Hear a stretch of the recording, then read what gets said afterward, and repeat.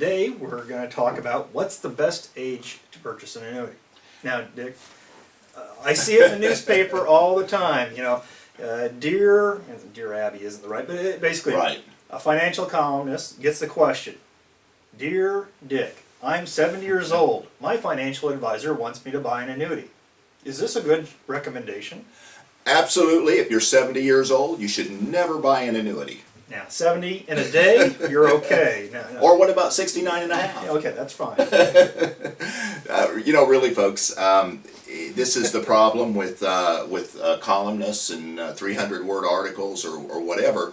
They don't really take your individual situation into account, and where one 70-year-old buying an annuity could be completely the wrong thing.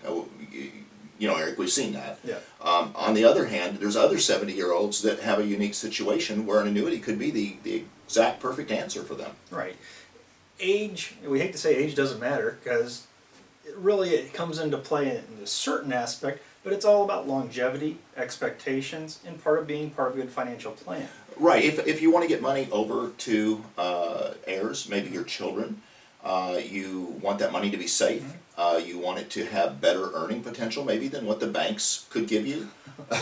Right now, that doesn't take a whole lot. It doesn't take much.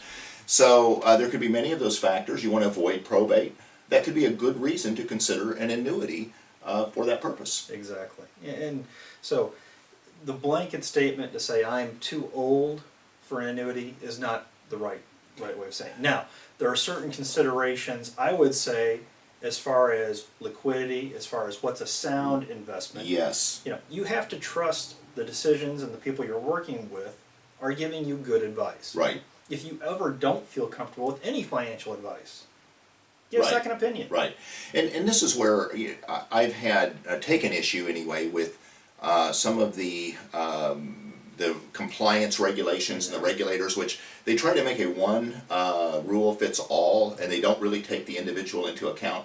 And I very frequently will find that an older person is truly discriminated against because they cannot choose what's best for their situation. The insurance companies are afraid to sell them an annuity or to allow them to purchase an annuity because it could be looked at as something, you know, incorrect, even though for that person it would be the very best thing in their situation. Yeah, and I think part of what happened, and this is the historical perhaps side of it, is, you know, there was a time when annuities were sold, and the reflection was that basically agents were just selling them because of a higher commission level. Correct. That, you know what, they were just going to sell them no matter if they were the right fit or not. Yeah, so unscrupulous, not doing the right thing, right. Taking advantage of people, and yet in every investment that we've known out there in the world of investments, there's been someone that will take advantage of another person.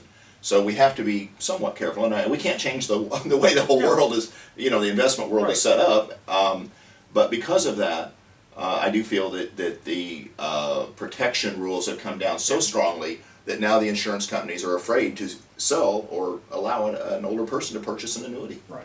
And we're not suggesting that if you're have dementia that you should purchase an annuity. Right. You know, it's right. Basically what we're saying is that if you're of sound mind and you're making sound decisions and you understand how it fits, and maybe even bringing the family into the decision. But even in the environment we have now, if the family wants to come into the decision and help their 80-year-old mother purchase an annuity that would be a great thing for the family and for the goals and objectives of the client, they can't do it.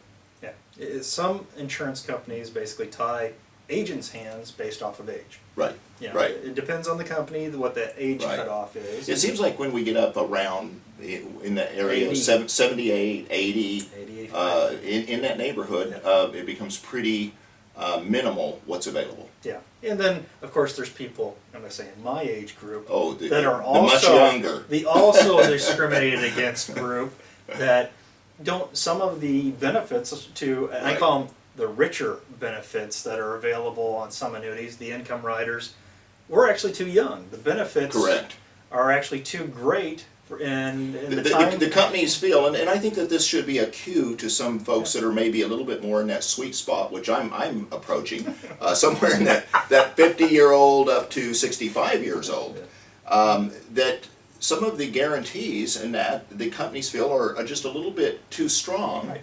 to offer to a younger person that could take advantage of that. Right.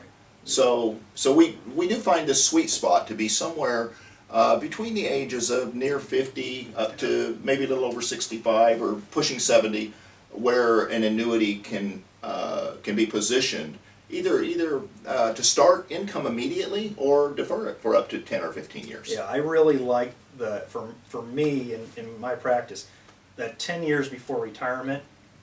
Yes, It should be part of the discussion. Even Right, if it's the right. decision is no, it should be part of what's looked at as part of the And discussion. I can't tell you how many times, I know you've heard it over and over too, that someone has said, I wish I would have known this 10 years Yeah. ago, 5 years ago, because why was I wasting my time? Their money many times hasn't done any of the things that it needed to do to be ready for where they are today, and they could have positioned it with contractual guarantees, which is what annuities offer, and at least that foundational portion of their income or their assets Right. would have produced the income that they needed by this stage. Well, and it takes some of the guesswork out. You know, if you Yes. take a portion of your retirement savings and you position it in a place where you know that you're this age, you're going to retire, your goal is to retire here, isn't it nice to have predictability of what that income level is going to be at that point in time?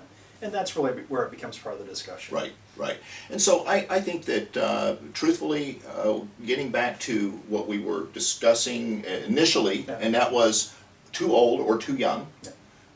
I think that we would have to say it depends on your Okay. unique situation. Exactly. You're never too old or too young if it fits what you need. That's right. It has to be a solution to a financial problem. And that's really what it's a piece of the puzzle. If it fits, it should be part of the consideration. Right. So talk to your financial advisor, find somebody that basically that you trust and that you feel comfortable with, and have the discussion. That's right. So, Thank you. have a great day.